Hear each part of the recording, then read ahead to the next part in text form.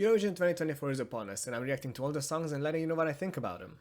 So next up, we have Norway. So, Norway this year is sending Goethe, I think is the way to say that. I'm not 100% certain. But who are they and what do they do? Well, from the picture, there's not much we can tell. The feathers do give away a bit. They are heavily into folk and just in general the history of the country. And that makes me very excited. So, they had their breakthrough at the start of the 2000s and quickly went on to become something of a national treasure in Norway, in fact. Their unique combination of traditional Norwegian folk music and explosive rock lifted them out of the rehearsal basement and onto some of the world's biggest stages. During this period, Goethe sold more than 100,000 albums, went straight to the top of the VG Lista chart, whatever that means, and won the Spelleman Award 2002 for Best Newcomer. The critically acclaimed band took a 12-year break before making a long-awaited return in 2017. Since then, they've been delivering concerts and new music to some fantastic reception and widespread acclaim. Now, the song is called Ulveham. I might be saying it wrong, correct me if I'm wrong. And I must say, this song awakened something primal in me when I first listened to it. And every time I listen to it, I just feel like I need to go hunting or some shit. But let's see why. So this is Ulveham by Goethe, if I say those words correctly. Here we go. Immediately what I noticed is there's no real intro here. All the other videos had the Eurovision intro before going into the actual stuff, but this does say official music video, but it is the live performance. So I'm kind of confused in that way.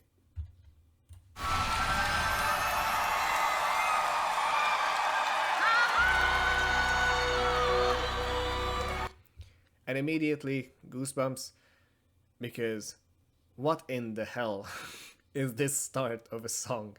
You can get the feeling of the song just from this couple seconds, and the fact that there's a very interesting instrument in front of us right now.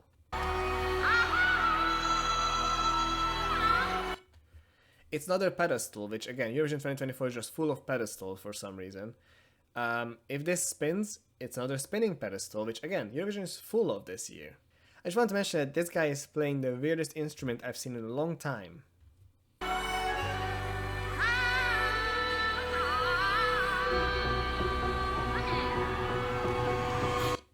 So not a single word has been said yet, but it's already ominous as hell, and everything's dark, and I feel like this is how you feel space.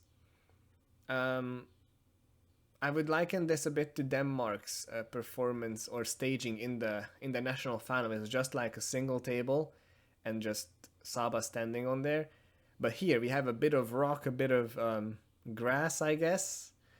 And that already just fills the space so much better. And the lighting cages her in, which just looks awesome.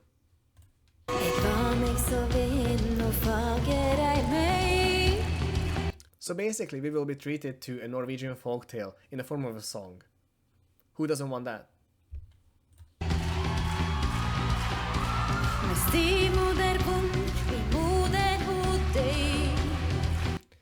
I will say as well, it is in Norwegian. Again, big plus point from me.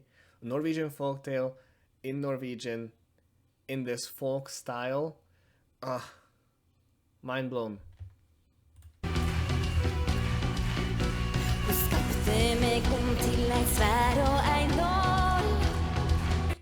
The fact that it's like kind of a violin as well, whatever they're playing, I need to look that up later, I guess. That it's also a plus point from me.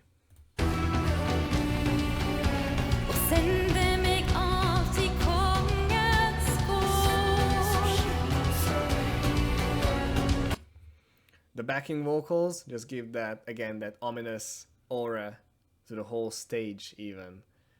And that mysterious vibe continues.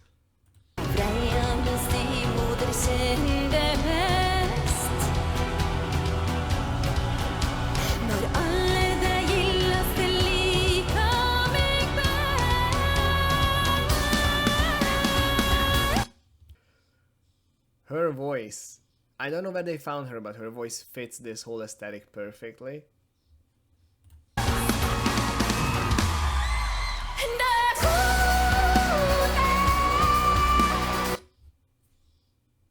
And this is just euphoria. Not the Swedish song, this is actual euphoria. And yes, the pedestal is spinning, so that's another one, I guess.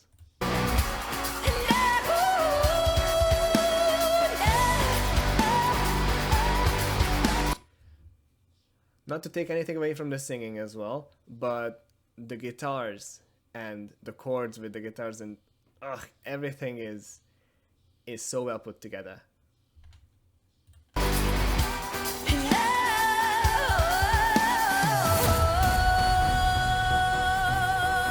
The intensity, the sudden changes in intensity, the beginning just slowly easing you into it, and the explosion that comes with the chorus. Wow.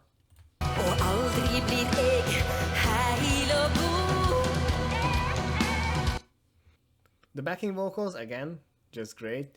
And at the end of every single line, her voice does that little thing that, I don't know what it's called, but it's really cool. How that last note just like drops off.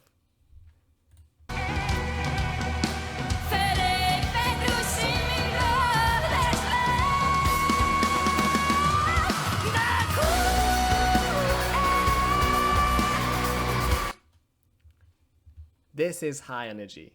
This is fully high energy. The audience will go insane for this. I really hope.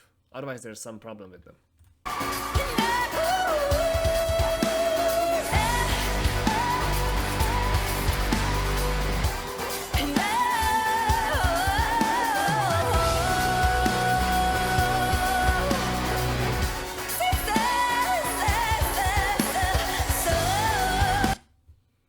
The amount of control of her voice that she needs to pull this off while spinning on this pedestal, moving around, it's astounding.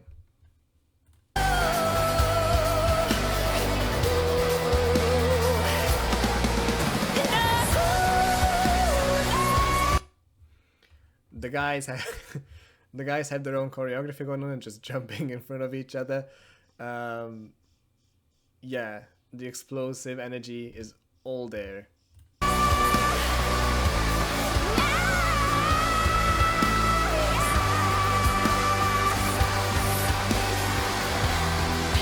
The quieter backing vocals in that old Nordic style just give that extra bit of subtlety to it, that extra bit of folk feeling.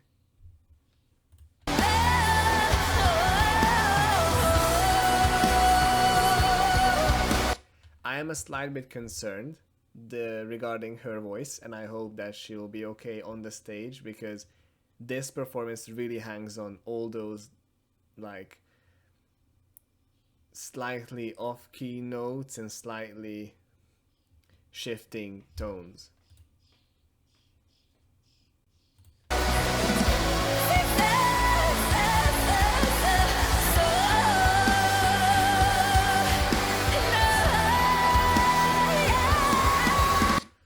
Okay, my guy tossed his guitar like 6 feet in the air and then caught it. That's insane, by the way.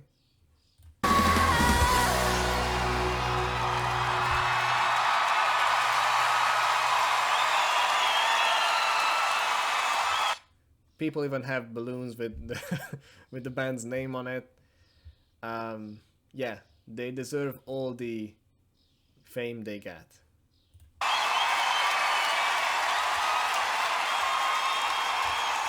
So what about the lyrics? Let's take a look. Well, I can't read this. Let's go to English. So there's not many lyrics actually, but it's more about the story it's telling. And it is a great story. A very fine and beautiful maiden with an evil stepmother. My mother had died. She transformed me into a sword and a needle and sent me off to the king's estate. The wrath of my stepmother grew when all the fine people loved me most. She gave me the hide of a grey wolf and forced me to go into the woods alone.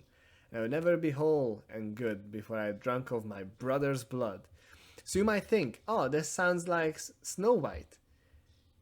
But then, before I had drunk of my brother's blood, I don't remember that part from Snow White. So overall, Norway. I really wish for them to do really well this year.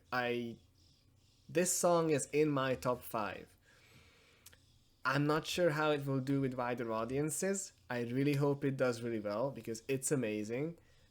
There's so much technicality in it, but we can only hope.